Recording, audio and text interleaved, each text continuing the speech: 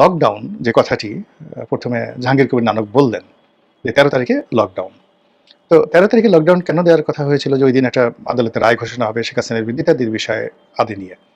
এখন এটা আসলে আমার কাছে মনে হচ্ছিল যে এইভাবে লকডাউন কথাটা অতটা ভেবেচিন্তে বলেনি। হয়তো শাটডাউন আ যাকে বলা হয় বলার চেষ্টা করেছিলেন কিন্তু মুখ দিয়ে লকডাউন বের হয়ে গেছে। এমনি ইদানিং বয়স হয়ে গেছে জাহাঙ্গীর কবির নানক সাহেবের, তার কথায় জড়তা আছে। আর তিনি এমনি আসলে আ সভামঞ্চে ভালো বক্তব্য করেন কিন্তু টেলিভিশনের সামনে তারপরে ক্যামেরার সামনে ওইভাবে ভালোমতো সাজিয়ে গুছিয়ে কথাবার্তা বলতে পারে না। ইংরেজি উচ্চারণ যথেষ্ট দুর্বল আছে। আরবিতে একেবারেই পারে না। একবার এই যে পবিত্র ঈদুল আজহা, ঈদুল আজহা এই শব্দটি উচ্চারণ করতে গিয়ে তিনি যখন স্থানীয় সরকার মন্ত্রী ছিলেন, কি একটা কেলেঙ্কারি ঘটিয়ে ফেলেছিলেন। তিনি উচ্চারণই করতে পারেননি। তো তার এই উচ্চারণগত সমস্যা রয়েছে। তো কাজেই তিনি যে শাটডাউন কথাটা বলতে চেয়েছেন, আমার কাছে যেটা মনে হচ্ছিল সেটাকে বলে ফেলছেন লকডাউন। এ কারণে আসলে লকডাউন বলতে যেটি বোঝায় সেটা হলো আপনি ঘরে বসে থাকেন।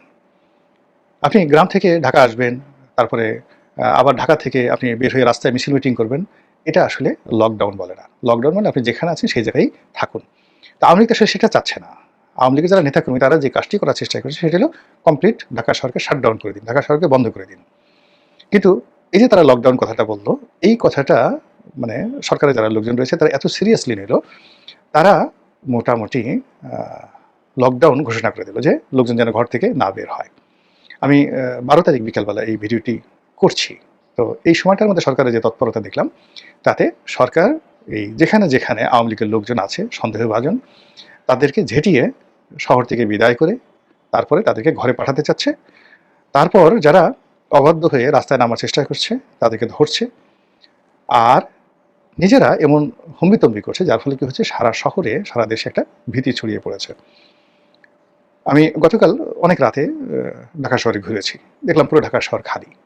সন্ধ্যার পর থেকে খালি, রাতে তো বলাই বাহুল্য। আর আজকে এই যে সময়টাতে যে ভিডিও করছি, আমার অফিসের আশেপাশে বলতে গেলে সবচেয়ে ব্যস্ততম এলাকা পল্টন এলাকা। এখানে মানে একেবারে খালি, লোকজন নেই। এটা মোটামুটি সরকার বাহাদুরের বদৌলতে আওয়ামী লীগ এই মানে তাদের যে লকডাউন সেটাকে শাটডাউনের দিকে নিয়ে গেছে।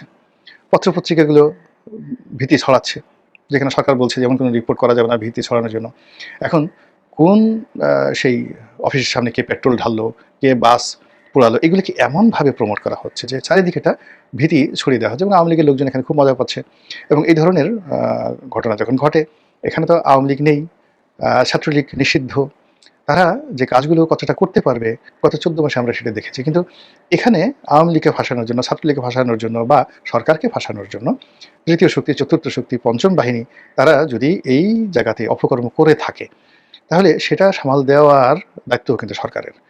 সরকার যদি সবকিছু মানে যাকে বলা হয় এখন এই যে সারা বাংলাদেশে এই মুহূর্তে যা কিছু হচ্ছে, যেভাবে পত্র-পত্রিকা আসছে, এর দায়-দায়িত্ব যদি পরিপূর্ণভাবে যাকে বলা হয় আওয়ামী লীগের উপর দেওয়া হয়, ছাত্রলীগের উপর দেওয়া হয়, নিষিদ্ধ ঘোষিত ছাত্রলীগের উপর দেওয়া হয়, তাহলে তো কেল্লা ফতে।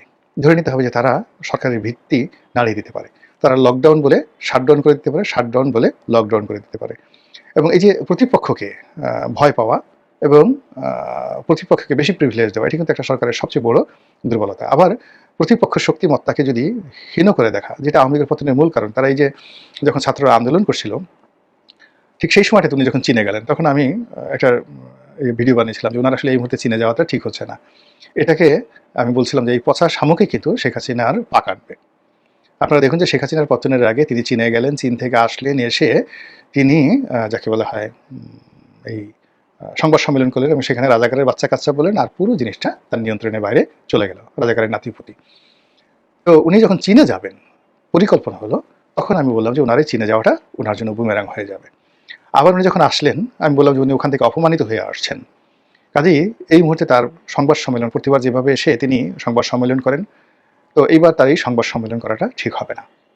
কিন্তু দেখেন সেই কাজটি করতে গিয়ে নিয়তির কোন পর্যায়ে চলে গেছে। এবং পুরো আন্দোলনটি সেই একদম খুব কাছের থেকে দেখেছি।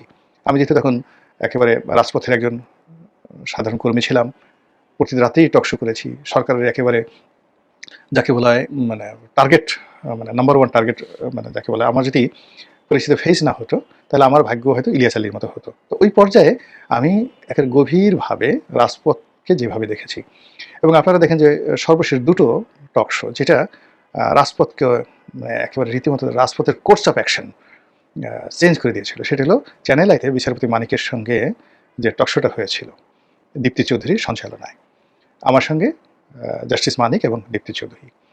এবং ওই টকশোতে যা কিছু হয়েছিল আপনারা একটু দেখলেই বুঝতে পারবেন যে ওখানে কি হয়েছিল এবং ওই পরিস্থিতি যে রিপারকাশন তৈরি করেছিল ওই টকশোর যে ঘটনাটি, তার ফলে পুরো আন্দোলন কিন্তু দাবানল হিসেবে মানে দাও দাও করে জ্বলে উঠেছিল।